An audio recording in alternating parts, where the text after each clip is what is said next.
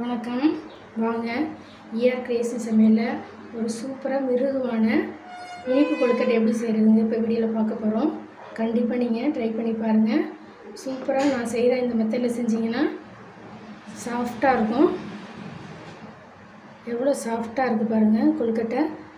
இந்த ஸ்வீட் கொழுக்கட்டை கண்டிப்பாக நீங்கள் ட்ரை பண்ணி பாருங்கள். இது வரைக்கும் நம்ம சேனலை சப்ஸ்கிரைப் பண்ணால் சப்ஸ்கிரைப் பண்ணிக்கோங்க. வாங்க ஸ்வீட் கொழுக்கட்டை எப்படி செய்கிறதுங்கிறத வீடியோக்குள்ளே போய் பார்க்கலாம். ஸ்வீட் கொழுக்கட்டை செய்கிறதுக்கு பார்த்தீங்கன்னா கொழுக்கட்டை மாவு மெஷரிங் கப்பில் ஒரு அரை கப் அளவுக்கு கொழுக்கட்டை மாவு எடுத்திருக்கேன்.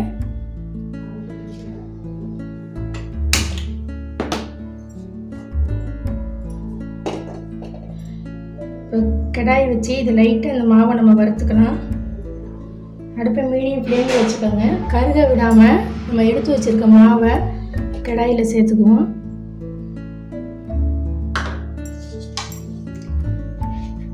ஒரு 2 நிமிஷம் போல் இந்த மாவு பார்த்திங்கன்னா கையில் தொட்டோம்னா சூடு படுற மாதிரி இருக்கணும். அந்த அளவுக்கு வறுத்தா போதும்.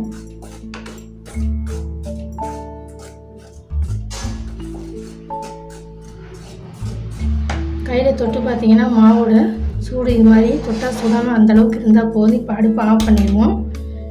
இப்போ தனியாக ஒரு தட்டில் இதை சேர்த்துக்குவோம். மாவு எடுத்து அதே கப்பில் பார்த்திங்கன்னா 3/4 கப் அளவுக்கு உடைச்ச வெல்லம் நம்ம ஒரு கடாயில் சேர்த்துக்குவோம். இதை நம்ம கரைக்கிறதுக்கு தண்ணி சேர்த்துக்கலாம். 3/4 கப் வெல்லத்துக்கு 1 கப் அளவுக்கு தண்ணி சேர்த்து ஸ்டவ் ஆன் பண்ணி வெல்லத்தை நம்ம கரைச்சி எடுத்துக்குவோம்.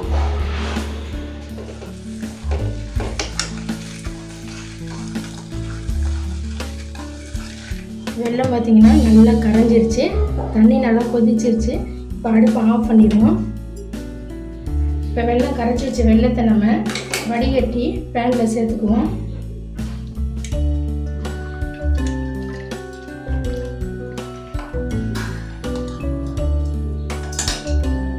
இப்போ ஸ்டவ் ஆன் பண்ணிக்கலாம். இப்போ ஸ்வீட் செஞ்சாலே நம்ம கூடவே ஒரு சால்ட்டு ஒரு பிஞ்ச் அளவுக்கு சேர்த்துக்கோங்க. அப்போ தான் நமக்கு ஸ்வீட் நல்லா உங்களுக்கு கிடைக்கும். கூடவே 1/4 மூடி அளவுக்கு துருவன தேங்காய் சேர்த்துக்குவோம். 1/2 ஸ்பூன் அளவுக்கு ஏலக்காய் பவுடர் சேர்த்துக்குவோம்.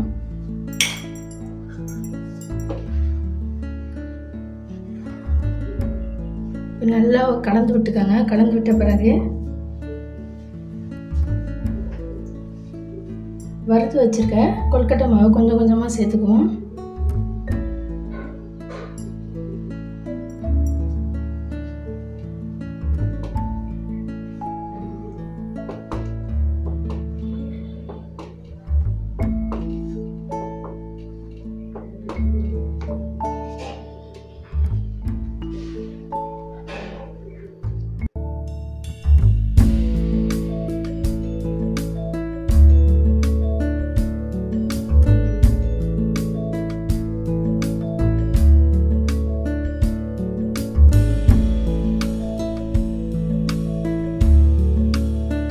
நெய் பார்த்தீங்கன்னா ஒரு 1/2 ஸ்பூன் அளவுக்கு நெய் சேர்த்துக்கலாம்.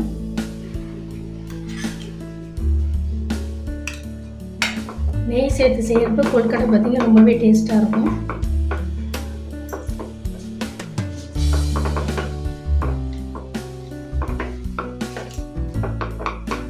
இது அப்படியே வேற ஒரு தட்டில் நம்ம மாற்றிக்குவோம். இது நல்லா பார்த்தீங்கன்னா வேற ஒரு தட்டில் நான் மாற்றிட்டேன். இது நல்லா ஒரு 5 நிமிஷம் போல் நல்லா ஆற வச்சிடலாம்.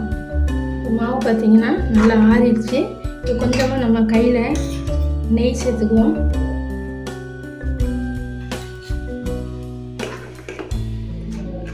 நெய் சேர்த்து நல்லா இதை கலந்து விட்டுக்குவோம். நல்லா கையிலே பார்த்திங்கன்னா ஒரு தடவை நல்லா ப்ரெஸ் விட்டுக்கோங்க.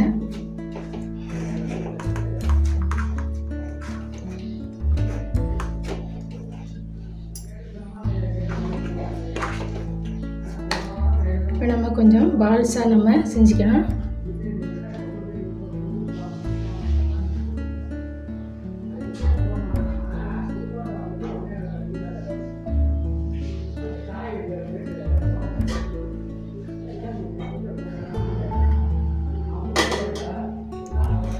பாதி மாவில் பார்த்தீங்கன்னா உருண்டையாக நான் பிடிச்சிட்டேன். இப்போ மீதி மாவில் நம்ம பிடி கொழுக்கட்டை நம்ம பிடிச்சிடலாம்.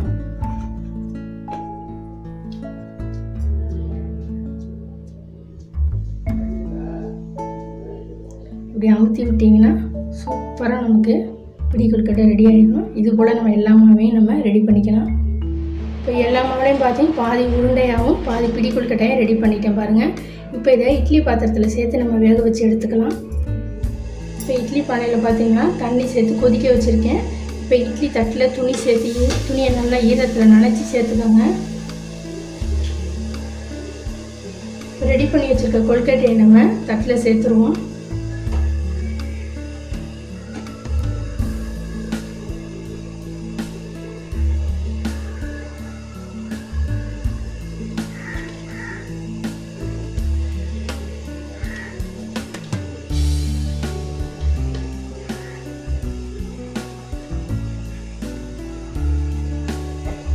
ஒரு இட்லி மூடியை போட்டு ஒரு 5 நிமிஷம் மட்டும் மீடியம் ஃப்ளேமில் வச்சு வேக வச்சிடலாம்.